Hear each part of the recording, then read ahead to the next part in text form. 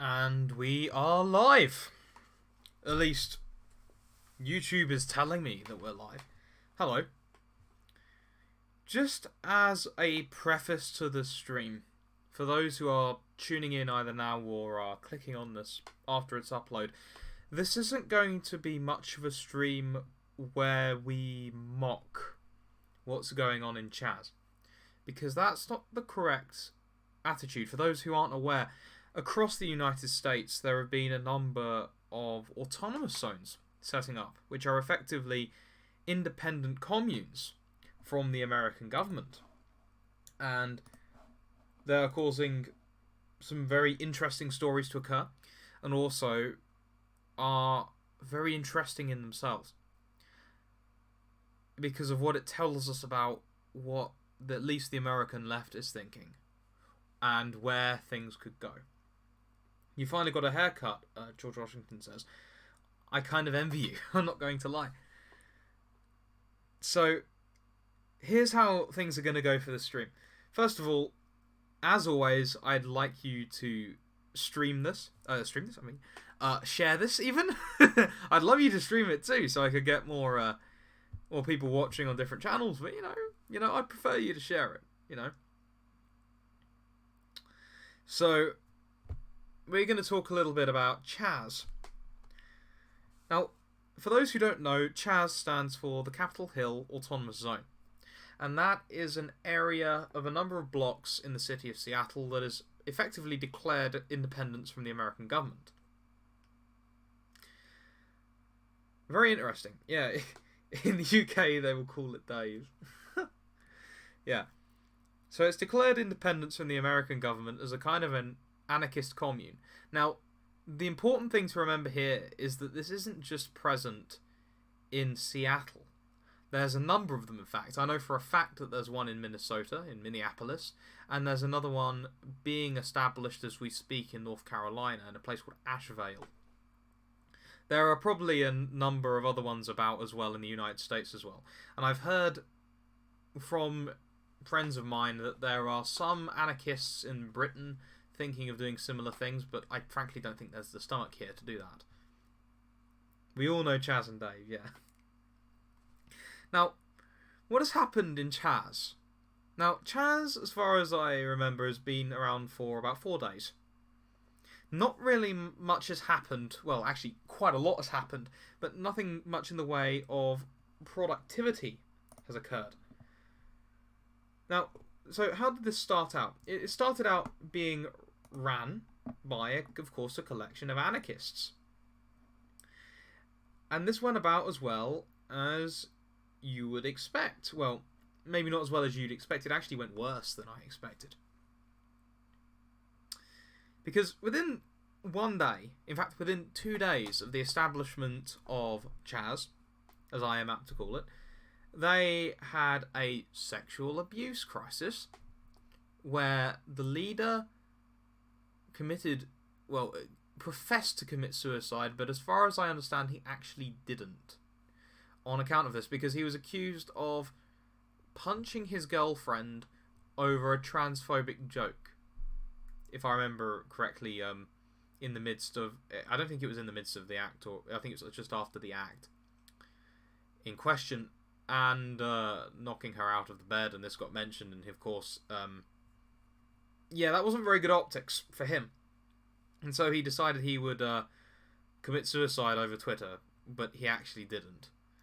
But he did, he didn't. It's kind of ambiguous whether he did or he didn't. There's some people that tell me that he did. There are other people that said that he didn't. Either way, kind of a messed up scene. But don't worry, it gets better.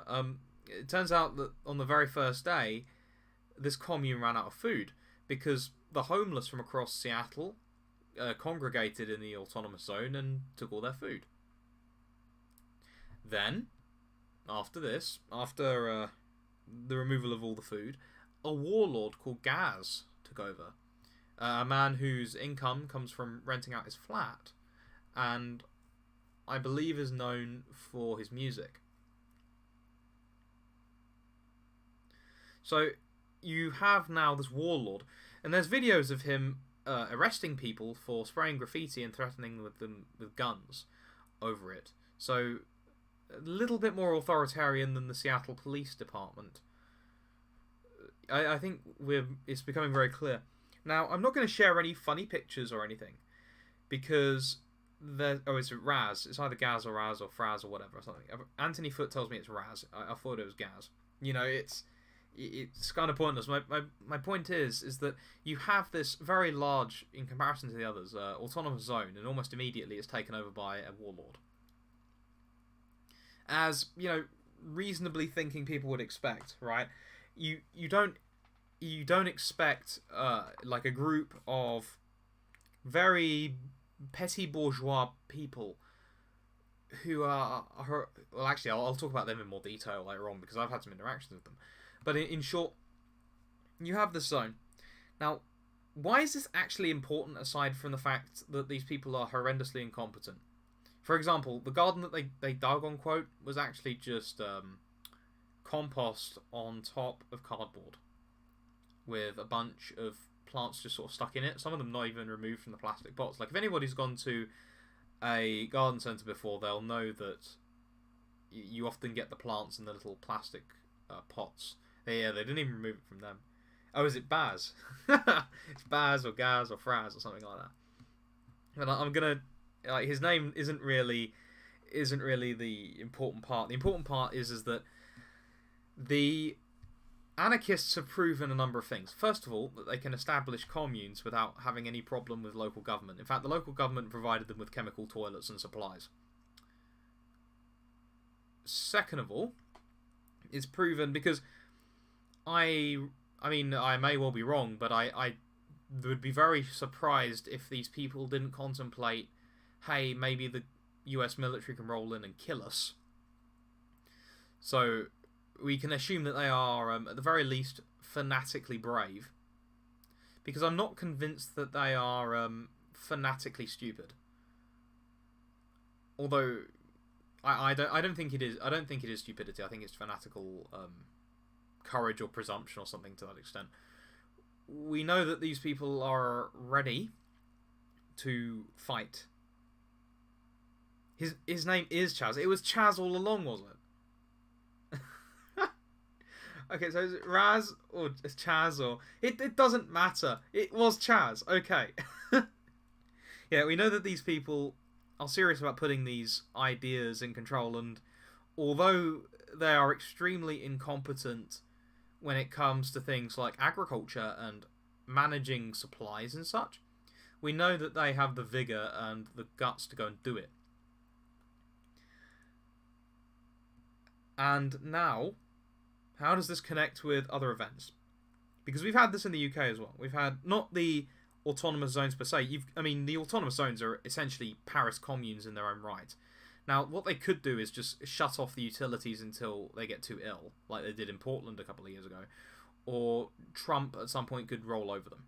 Now, I don't think this is in Trump's best interest, because I think there's two possibilities as far as I see it with Trump. I'm not going to rashly judge because I don't know.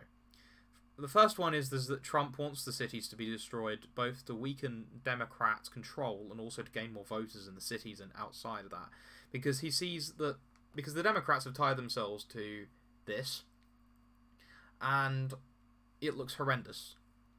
It's a complete overthrowing of law and order, and these politically correct types have thrown themselves behind this. And it seems like it's just proven to the entire American people that these people are not really living on the same planet as everyone else. Now, that's assuming that the majority of the American population has some semblance of sanity, which I can't speak for because I'm English. But the other potential is that there are people in the Trump cabinet that are stopping Trump doing something, which is also... Oh, you're joking. Razzle dazzle to you. Raz Simone, Baz. I know Baz is the North FC guy. Yeah, the other potential is that the US Army is refusing to do this low key, and that the military is very divided over this. I wouldn't be surprised if it's a similar thing with the National Guard. Now, this is based on a second-hand source. I haven't actually read this direct from source, but I have heard that the Patriot Act gives the president preeminence over National Guard units in preference to the governor, which would mean that Trump would be able to command the National Guards directly. Now, I don't know if this was repealed by Obama or if it's not even a thing. But assuming that, right, if Trump wanted to, he could just deploy them.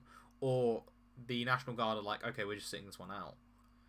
It's really, really hard to tell what's going on, but I do know it's in Trump's electoral interest to let the cities burn a bit more.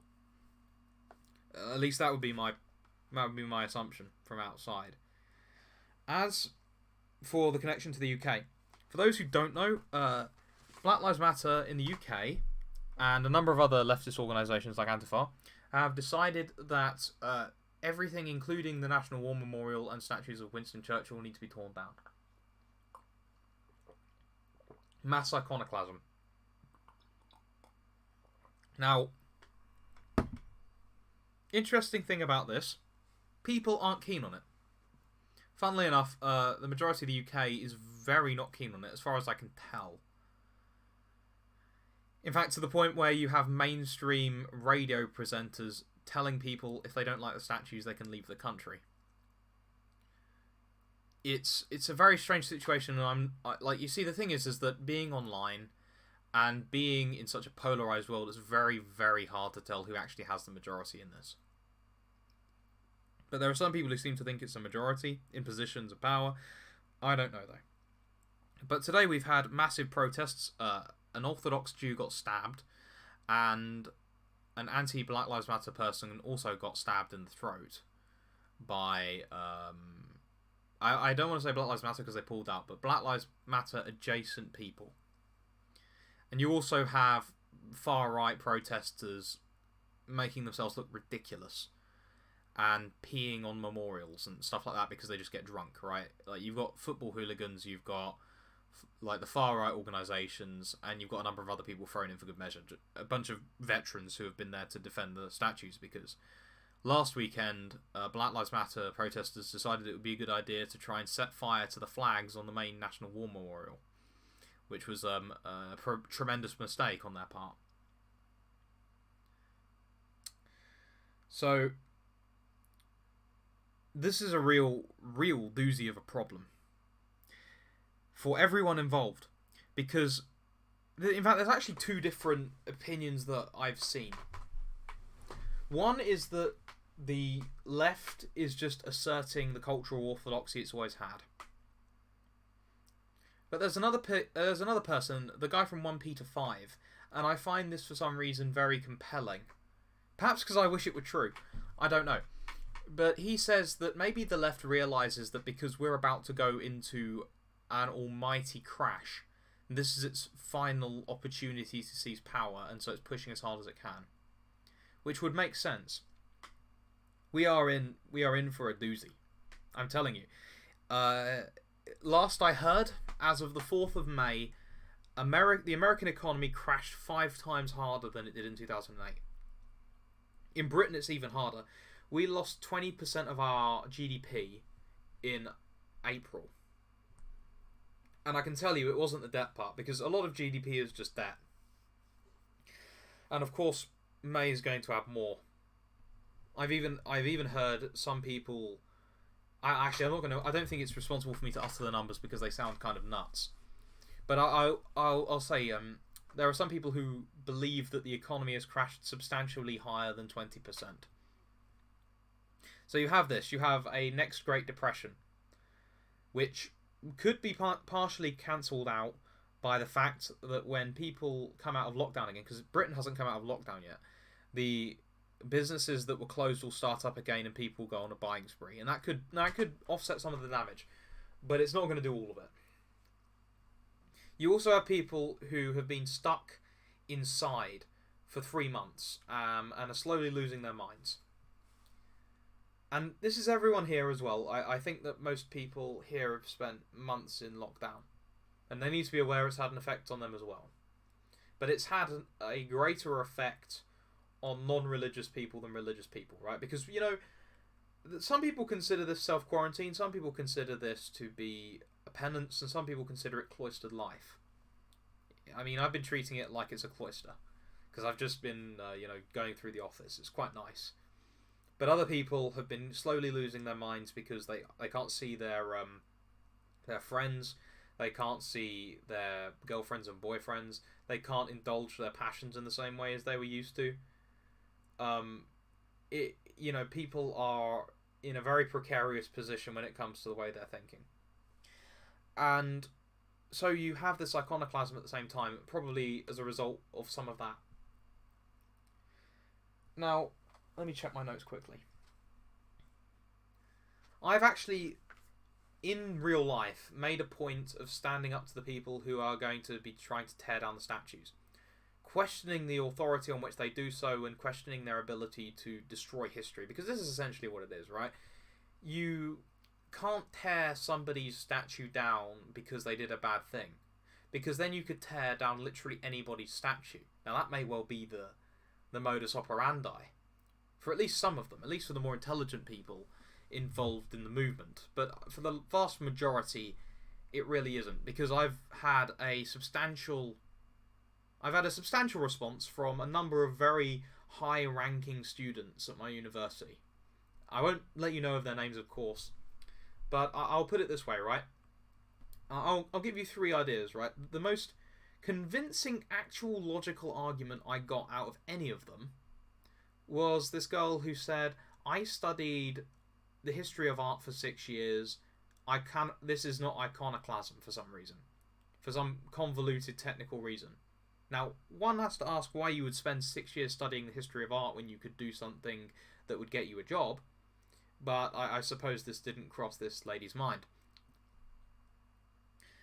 The other interesting one, which came from a woman of substantially high prominence. I won't give you an indication of who she is, because I think that she may have had a moment of frustration, because I have a habit of nailing people in arguments very, very hard.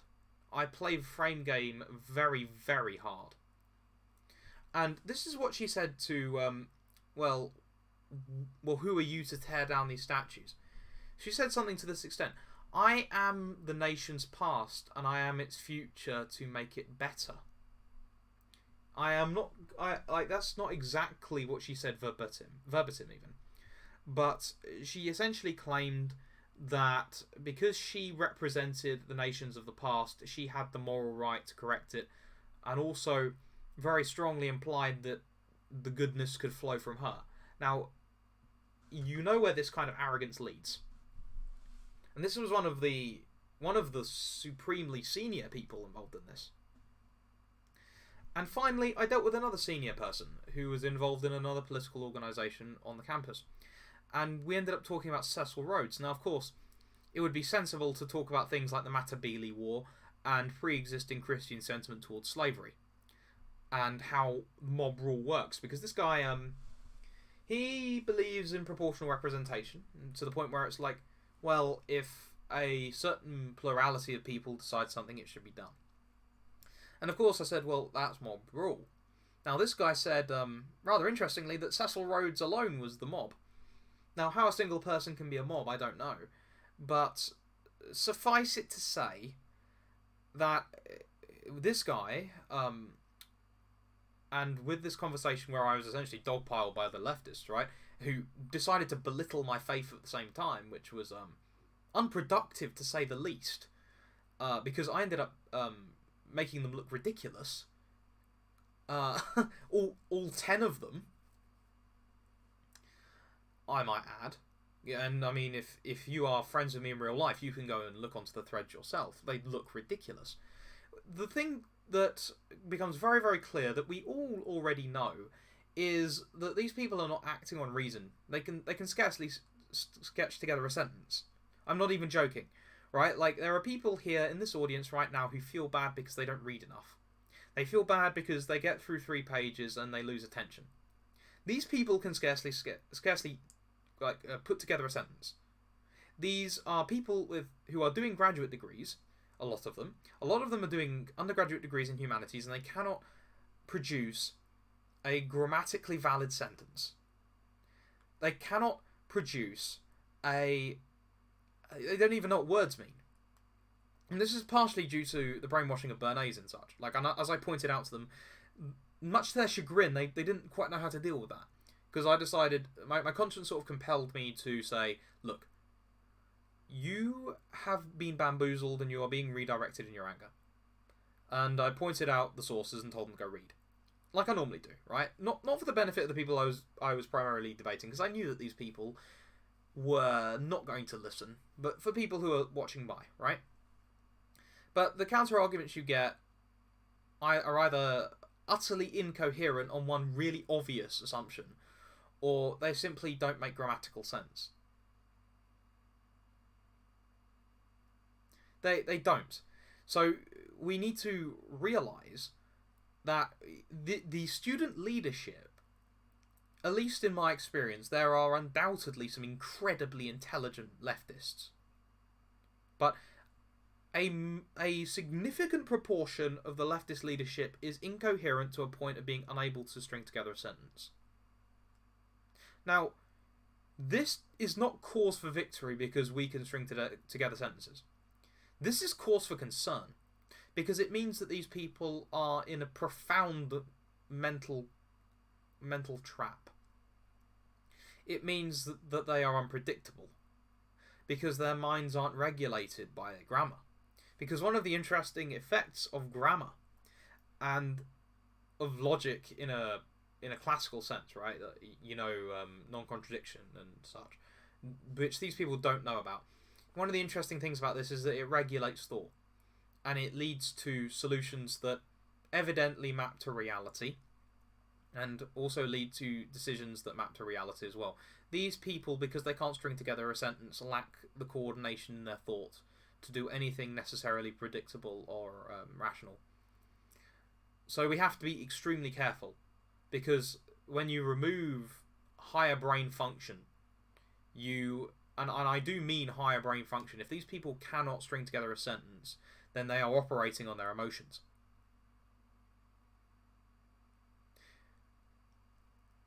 So we have to be very, very careful. And Neko asks what I mean by leftists. I mean those in the West who condone a worldview that contradicts Christianity but also has a superficial caring for things. It has a tendency to make everyone equal regardless of any of their innate faculties and regardless of reality.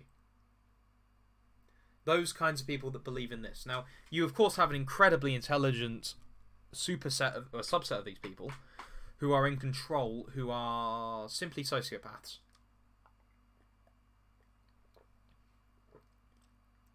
And believe me, they do exist. But the majority of them can scarcely string together a sentence. And that's why they're so easy to control for these sociopaths. There's a reason why sexual assault and rape are so common in left-wing circles, right? Because there is a propensity for there to be sociopaths and people acting on their emotions without much thought. On both sides of the I guess you'd say the sexual spectrum at this point, between men and women. Yeah, the Stalin types, the Lenin types. The thing is that there were a lot of not particularly intelligent people in the Communist Party, but you have people like Lenin, who I am convinced is about as close to pure evil as you can get in this world, and I mean in excess of Hitler.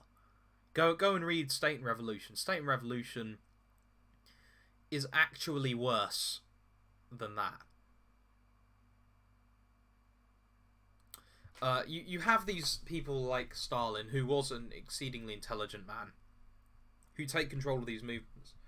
But everyone else is just utterly incoherent. Now, the key to thinking about this, and by the way, of course, stack your questions up. If you're going to ask me a question, please do tag me so when I scroll back up and down I can see them. We need to have an idea of what the average person thinks.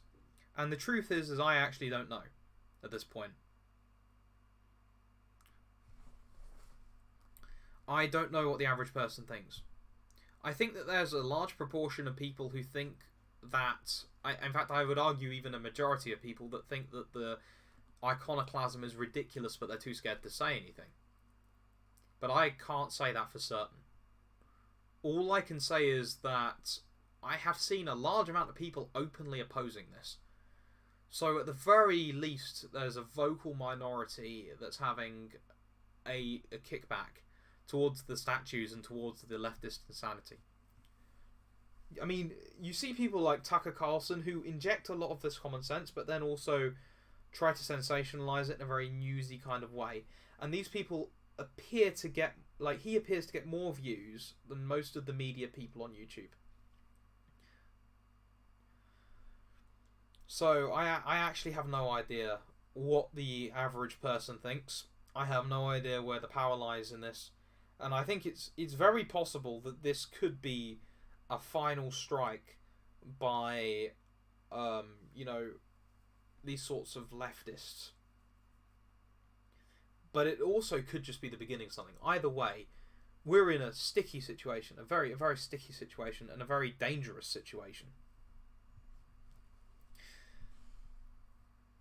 So, going back to these leftist types, what's the recompense of the sort of manifest lack of conscientiousness and lack of thought that's going on for them? What's the response to perhaps the arrogance that we see? Because I don't think it would be rash judgment to suggest that a lot of these people are exceptionally arrogant to the point where they think that they can correct the world.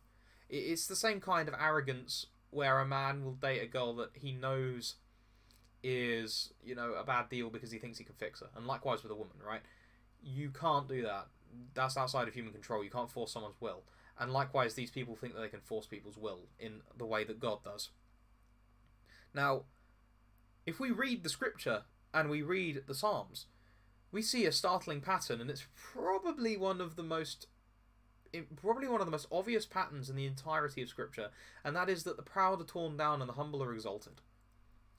And these people are exceptionally prideful. They are exceptionally prideful to the point where they will deny physical reality.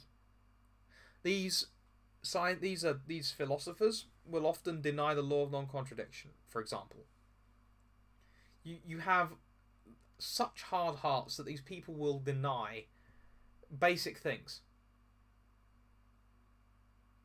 And so, therefore, regardless of whether or not it's a majority of people that think this is true or not, the punishment for pride is always the same, and that is being torn down, be it in this life or the next.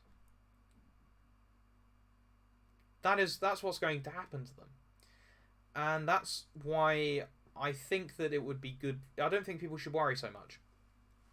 Because these people, if they aren't already living in complete misery, which I think a lot of them are, there's one girl, actually, there's an Asian woman who I came across in one of these threads while talking to them, and she said, you know, this thread is more of a train wreck than my life, and she was saying it in reference to the perceived poverty of my arguments. I would ask you to pray for her. You see, these people are miserable. So, I mean, that could in itself be enough of a punishment. These people are miserable. They don't even really live proper lives. They can't string together sentences. They can't dig a garden. Right? You're seeing this. And that in itself, even though they may be winning in terms of cultural clout, is enough of a punishment in itself. That may well be the case. I can't presume on what God's going to do. But at the same time, pride is something that comes up before a fall. You know, pride doth come before a fall. And this could be the case. They control our destiny, we don't. That's wrong. We completely control our destiny. They think that they control us, but they don't.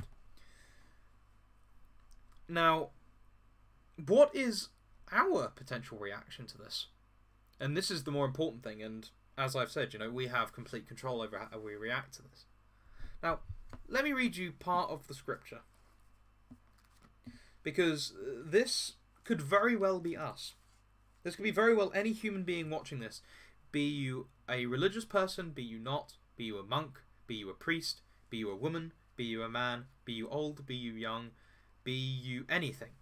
If you are a human being you can do this. Now the man knew his wife Eve, and she conceived and bore Cain, saying, I have produced a man with the help of the Lord. Next she bore his brother Abel. Are we hearing the story here? I think most of you will know this. Now Abel was a keeper of sheep, and Cain a tiller of the ground. In the course of the time, Cain brought to the Lord an offering of the fruit of the ground, and Abel, for his part, brought of the firstlings of his flock, their fat portions. And the Lord had regard for Abel and his offering, but for Cain and his offering he had no regard. Now this part isn't so much relevant as this. So Cain was very angry, and his countenance fell. And the Lord said to Cain, Why are you angry, and why has your countenance fallen? If you do well, will you not be accepted? And if you do not do well, sin is lurking at the door. Its desire is for you, but you must master it. Cain said to his brother Abel, Let us go out to the field. And when they were in the field, Cain rose up against his brother Abel and killed him. And that is the first murder in history. And it all started with us being offended that we weren't receiving adequate recognition for what we were submitting in sacrifice. Or perhaps an imbalance of perceived power. And rather than being calm and changing our tactics, and perhaps looking into what we've done wrong and amending that on our own part, what we could do as Cain is get very angry and not modify our tactics. We could get envious, perhaps, of our brother, and then strike him down in the field. Now, one thing we do not need, and I have had an incredibly strong intuition about this, is to lose our minds, because there are enough people losing their minds right now. There is not a single person here who, by getting angry and rashly reacting, there is not a single person here who needs to do that. Now, principled opposition and calm opposition to the removal of statues, I am pretty convinced won't get you into trouble. I've talked to a number of people about this, and I've stayed very calm and endured a lot of insults pretty calmly, because that's how you're supposed to do it. And I don't think that my reputation has been ruined by that. I don't think that doing that sort of thing is wrong, and I don't think it will get anyone into trouble.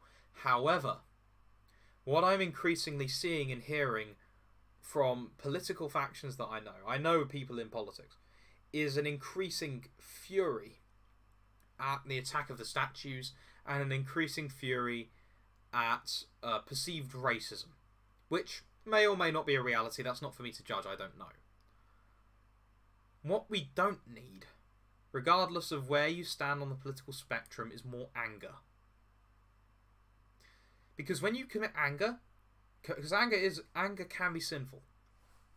When you act on anger in a resentful fashion, which is what both sides can do at this point, you are going to be committing a sin, first of all, and second of all, anything that you produce will be cursed by that imperfection inherent in the sin. So if you, for example, in anger, set up an organisation maybe, or do some proper serious legwork in a non-violent way, that's going to be tainted by your anger. It's also going to be tainted by the situation that we're in right now, which is very quickly changing. This is one of those times where decades happen in weeks. As I actually think I said on a stream a month and a half ago, we are in revolutionary times, people. And so it doesn't serve us to act rashly. Righteous anger is not sinful. Yeah, that's right. But you still don't act on it. As St. Ignatius of Loyola says, we should only act when we are in a good mood. And we also often don't have the discernment of thoughts necessary to determine whether or not our anger is righteous or not.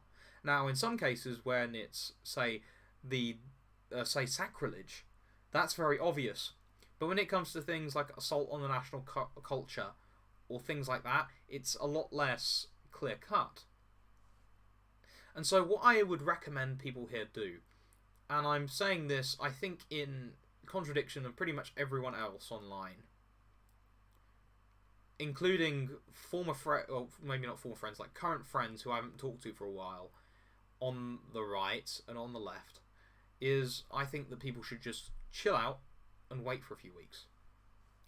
We don't need more angry people. We don't need more people acting on their emotions. What we need now more than anything is people to pray and to be calm and to move their emotions onto the cross as opposed to on themselves.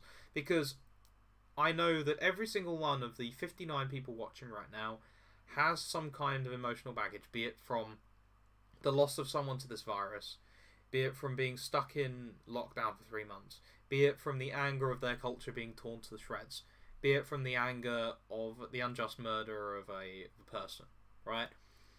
Everyone here has some kind of resentment there, or some kind of anger there, including myself, right? I don't claim, I wouldn't be talking about this if there wasn't a certain level of unhappiness at the situation on my part. But what it serves to do right now is to pause, reflect, and wait a couple of weeks and see where things go. Because acting right now, when we don't really have a complete picture, first of all, and second of all, when we're hyped up in emotion, is only going to lead to mistakes. Be patient, guys. So let's see. Let's see the questions.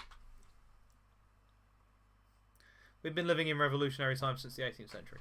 That could be very loosely interpreted as true, but really, there have only been a few revolutionary years. There's been the 1789 through 93 in France. You've got the same ones in 1833. You have 1848. You have 1905. You have 1917. You have 1936. You see, it's improper to characterize the whole time as revolutionary, because really, God's anger only lasts for a moment, but his mercy endures unto ages of ages, right? So the anger only really shows itself for a couple of years at a time, and this time will pass, and we'll look at it and we'll think, wow, the world really did change here, but it didn't.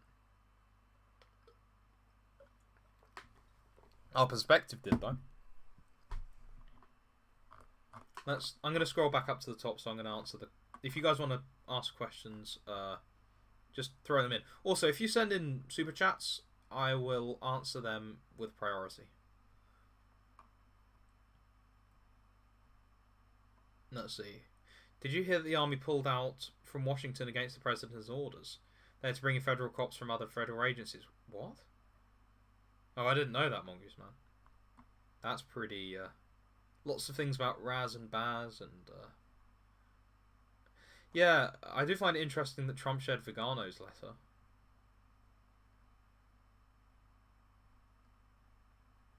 Lots of questions that I've already answered. How seriously do you think we should take these? I don't think you should take the zones in themselves seriously. I think you should take the sentiment behind them a lot more seriously than the zones themselves. I think the zones themselves will probably collapse. Antifa often says they are leaderless resistance. This sounds funny to me, as I can't see it functioning at all. Do you think it's inherently devolves into a chaotic mess at some point? Well, actually, I've heard things to the extent of there's actually a very, very ordered... there's a very ordered... hidden leadership structure. So I'm not entirely certain.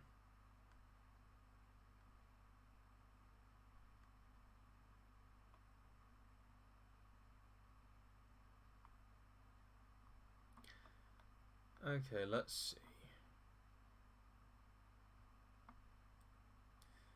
I do think though at this time that principled opposition to the destruction of statues is needed. But polite.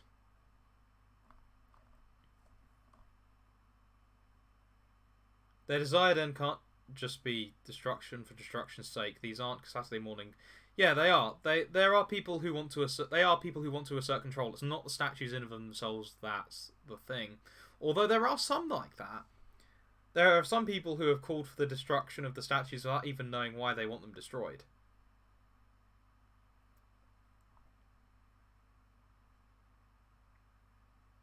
How should Christians deal with revolutions? I don't know. Was looking at the numbers. Was going to happen is that desperation caused because of this is going to turn some into demons. What we need to do is read the late fathers. Okay, I guess. Now that you see that weaponized against us and our heritage, they aren't. I do know that you're feline prince. I'm not surprised. The thing is, though, Imperium of Kek is that's an incredibly like, how do I put it? I don't want to say reductionist because that sounds very leftist, but it's really more of a case of the upper middle classes, and I'm not saying this in a Marxist sense. It is the intellectuals mobilizing those who are non-intellectuals and redirecting their resentment. Now, the intelligent people in those minority groups do largely have an idea of what's going on, be they those in leadership positions or those against it. So it's very stupid, and I would say racist, to assert that.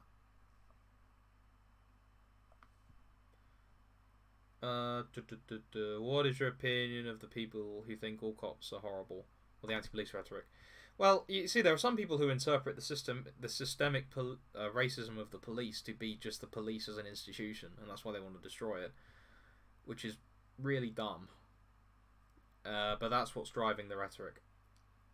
I think it's really silly. I mean, you know, have you ever heard of the fact that police are human beings? They're not robots yet. Can you explain who Vigano is? What's up with him? I know Taylor Marshall really likes him, but I don't particularly trust Taylor Marshall. Archbishop Vigano is... I think he was papal nuncio, and he kind of went rogue against Pope Francis. I believe it was either in the wake or extremely close to the letter that called him a heretic. And this was a year and a half ago or so. And since then he's been publishing letters revealing information about the inner goings-on of the papacy while he was there. Now, I am not going to cast an opinion on him because I don't know him. Yeah, that's all I'm going to say. I don't know him. What's your prime reason argument why Roman Catholicism is the true church Christ established? Because Christ said so. That's why. In short.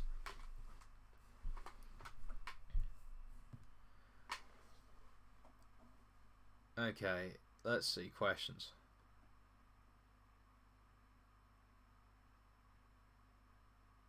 Racism is a legitimate term. It's just been hijacked. Disliking people on account of their race is equivalent to the term racism, and it is in fact a sin. And also, to belittle people of an ethnic minority for the sake of that quality is ignoring the fact that they're in the likeness and image of God, which is again a sin. Now, saying things that people from minority groups disapprove of, that's not racism. Unless it's, of course, under that definition. So yeah, it is I'm very well aware of the linguistic weapon quality of it, but I'm talking in the way that the average person understands it.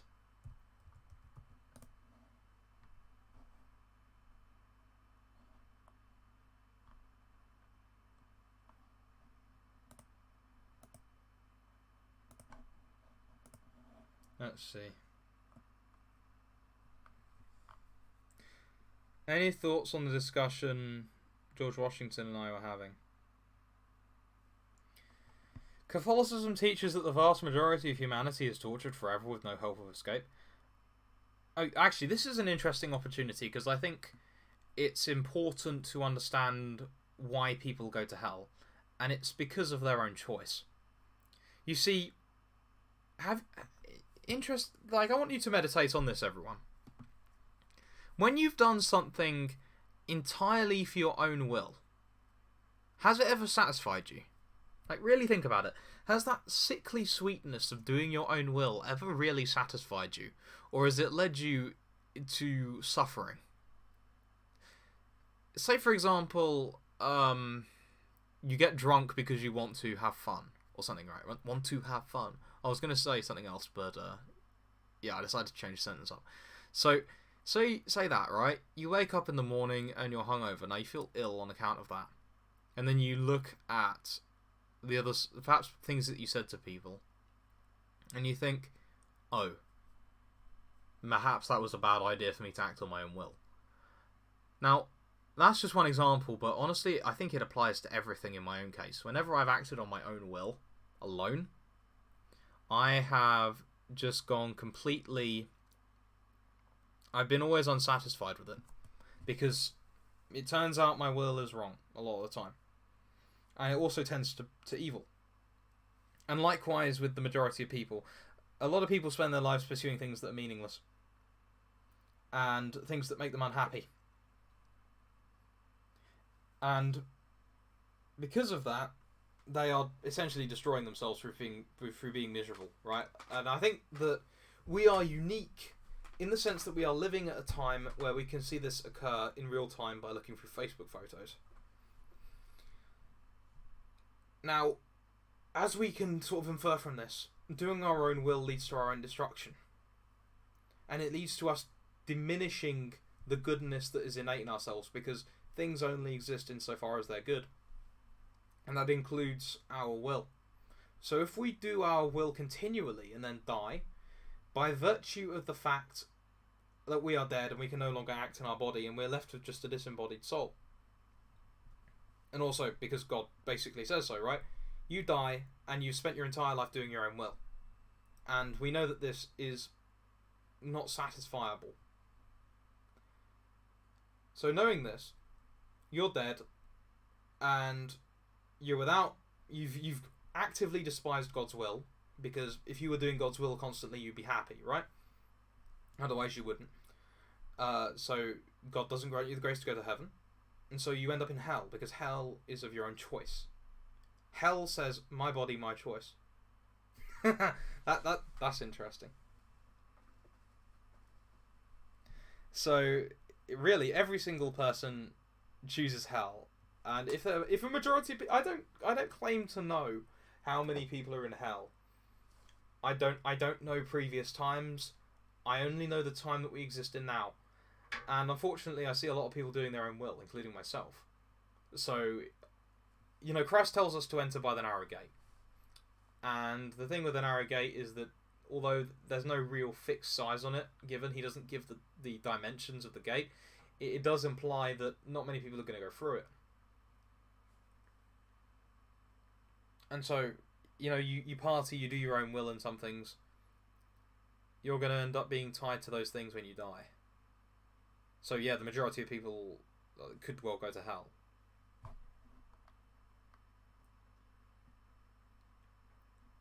If a death row inmate is not given access to a priest, how can he save himself? If he gives a perfect act of contrition, which is very rare. A lot of people will say, oh, like they've been saying during the lockdown, right? Oh, just give a perfect act of contrition and your sins will be forgiven. Do you know how rare that is?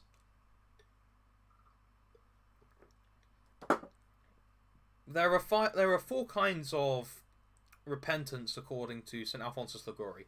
There's impenitence, which is the lack of being penitential. There's insincere penitence, which is where someone will go to confession just because, I want to look like I'm sorry. And then you've got imperfect impenitence, which is when you're saying sorry for the sake of something like virtue, or because you've really hurt someone's feelings, or something like that. Something in terms of creature comforts, right? Now this is forgiven by the sacrament of penance, right? If you're saying sorry in confession for the sake of having really hurt your mother or something, or offended deeply against virtue, that's fine. And then you have perfect contrition when you're saying, I'm sorry for all my sins on account of God alone. Now, think about everything that you have in your own life that you're drawn to. All of the different temptations that you have, all of the changes in your will. And do you think that you alone could give that kind of act of contrition. I know that I couldn't. In fact, it's an incredibly rare grace. So that would be the only way that a death row inmate could be saved without a priest. Fear of hell, by the way, is a kind of imperfect penitence, rather. Oh, £4.99 from Greyman. Thank you. Can you give an outline of a lifestyle where one would not be doing his own will? Well, now that opens a huge can of worms. There's a book that I haven't read, but I've heard very good things about, called The Abandonment to the Divine Will, which seeks to answer this question. I've heard very good things about it, but I haven't read it. But the crux of it, essentially, and the crux of the entire Christian life, is the constant recollection of God. Because God is always there. God sustains our being, and by virtue of that, he is always present. And when you recall God is there, you know that he is infinitely good by virtue of who he is. And you realise that you've been given a bunch of rules to follow, and that's what he wants you to do. You start doing them, and eventually you get into the habit of doing them repeatedly.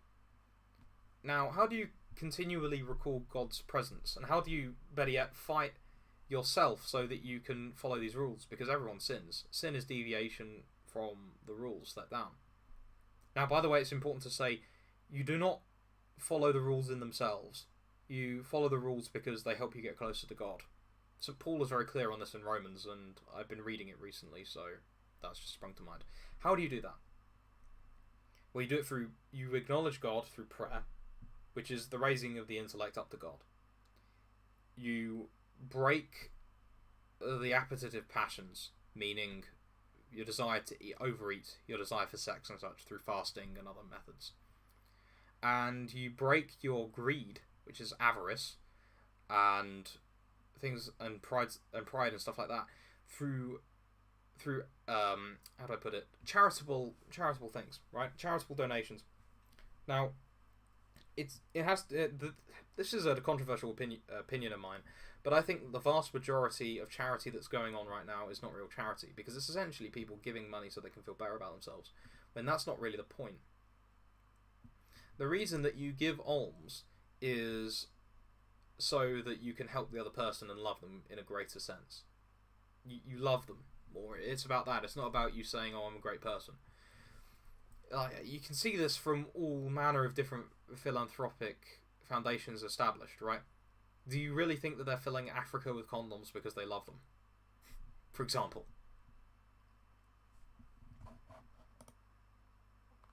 Let's see.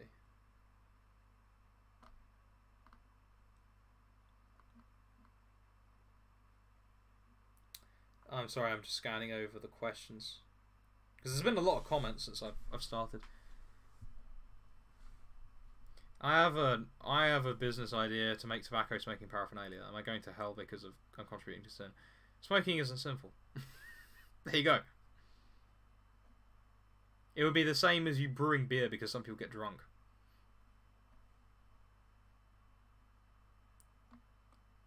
Let's see.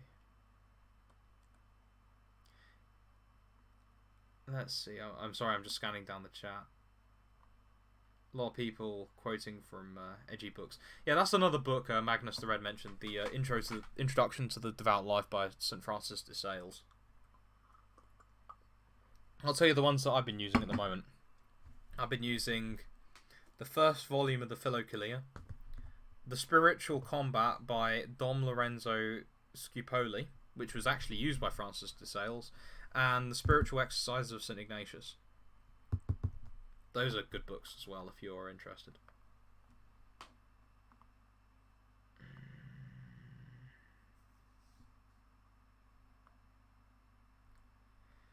I have read of Francis de Sales, and I listened through a little bit of the Introduction to the Devout Life, but I haven't read anything else on that. I'm actually quite interested in his Catholic controversies. Oh, okay. Daniel Silverson says, what's your prime reason and argument for why Roman Catholicism is the true Church of Christ? I'll give a more expansive answer. So in Matthew 16:18, Peter is given the keys to the kingdom, and in John chapter 20, I think it's John chapter 20, it might be 21, he says, Peter, feed my sheep. So it's very clear that there's a relationship there. It's also reminiscent of the holder of the keys, Eliyahu, in Isaiah chapter 22. I think it was Scott Hahn that pointed this out. So it's paralleled in the Old Testament as well. There was also a bearer of the keys to the kingdom of heaven in the Old Testament as well as the New. Now, this means binding and loosing sins, amongst other things. And this has been manifest through the action of the Apostle Peter, of course.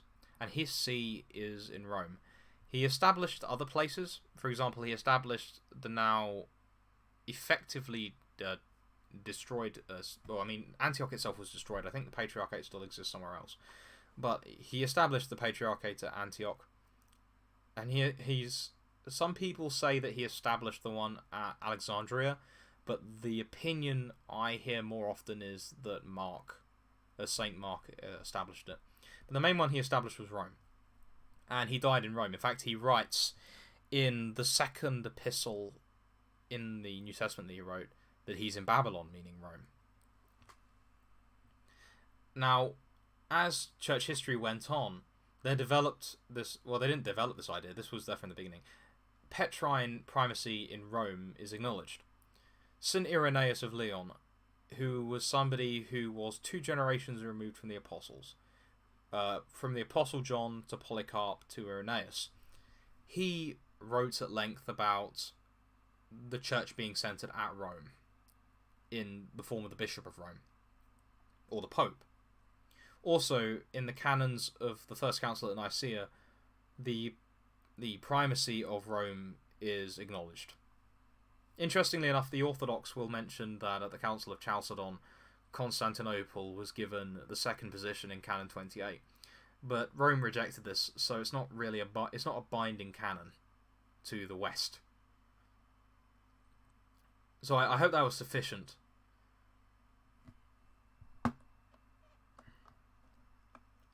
Yes, smoking crack is sinful. Christ will come to judge the living and the dead, even souls in purgatory and hell. Yes. Have you read Communism and the Conscience of the West by Fulton J. Sheen? I love Fulton J. Sheen's stuff, but I haven't read that one, though.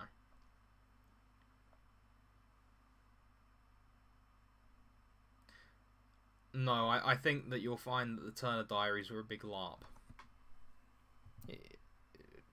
The whole movement in the 90s was a big LARP.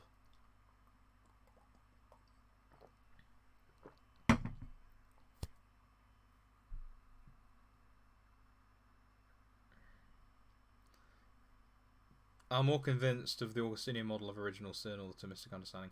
I don't think there's much of a distinction. In fact, I think that they're identical. Right? You could say there's a Calvinistic understanding, but that's not really either.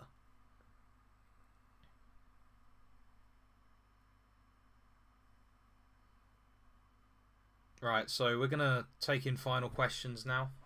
If you have a question, now is the time to ask it.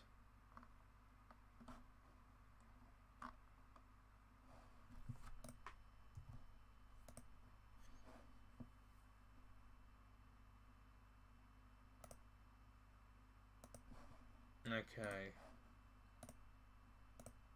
Are there any more questions? I don't think there are. So, there's a lot of people asking about what leftists are, but yeah, basically those who have decided to endorse an anti-Christian progressive view of society.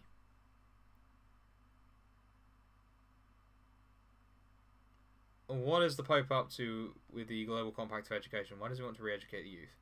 It looks like he wants to work with globalists to indoctrinate kids with leftism. Well, it's not in the Pope's direct best interest to indoctrinate people with something heretical. So, I doubt he wants that. And to be honest, the youth does need a re-education. The youth is tremendously... It's in a really bad state. So I think that, teaching them better would work and help them out. Have you read The Imitation of Christ by Thomas Kempis? No, I haven't. I know the Orthodox aren't keen on it, and I know that Kempis apparently had this idea where the religious life and the scientific life were somehow schismed in two, and they were two separate universes.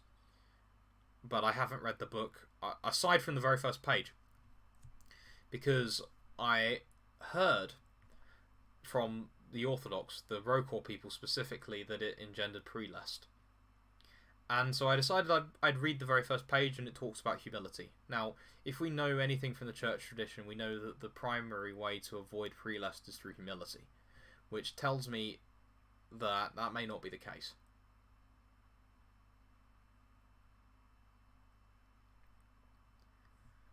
Okay, All Hail the Whale asks, I struggle deeply with irony. How could I go about thinking about things in a more sincere way? Well, here's how I do it. Was not the word Christ? Is not, like, the Logos the same as what you're supposed to utter with your mouth? Is there no sense of having a respect for the word that comes out of your mouth with a certain degree of seriousness? Why would you use the word as a weapon? Why would you cut at people unnecessarily with that word when you could be using it for so much good? Because that is truly what irony is. It's a violence against the word, which is used to the effect of whacking someone over the head. Someone who is in the likeness and image of God. You may well not like them, and heaven knows I am as responsible as you and more for this. I have been vicious to people. Really vicious. But you cannot, according to the laws of Christianity, mistreat the people in the likeness and image of God. And this is something that I truly do struggle with as well. So I understand where you're coming from, but when you know that in your bones, I think it will become easier to resist that temptation. But it will be a long fight. I know, because I haven't completed it myself. And I probably never will. There is no difference between original sin and inheriting sin from your ancestors. I don't know what you mean by inherit sin either.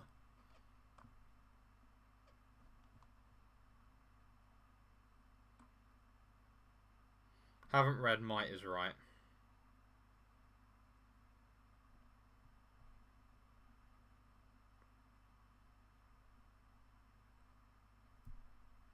Using irony and humour to subvert the false goals of leftists. The trouble with joking about idolatry is that it concedes a certain truth to it, and you don't want to do that.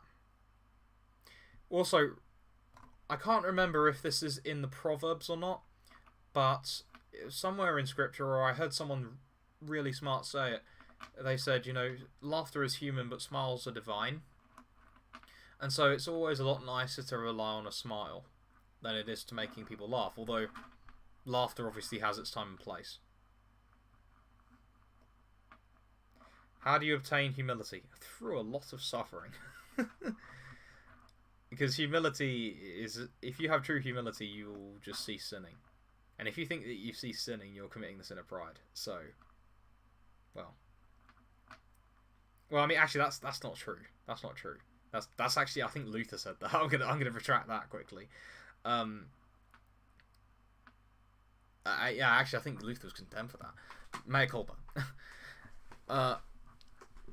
Yeah, you have to stop sinning, and that's going to be very, very difficult, and you will, by the end of that experience, be endowed with such a level of humility that you'll realise how much of a wretched sinner you are.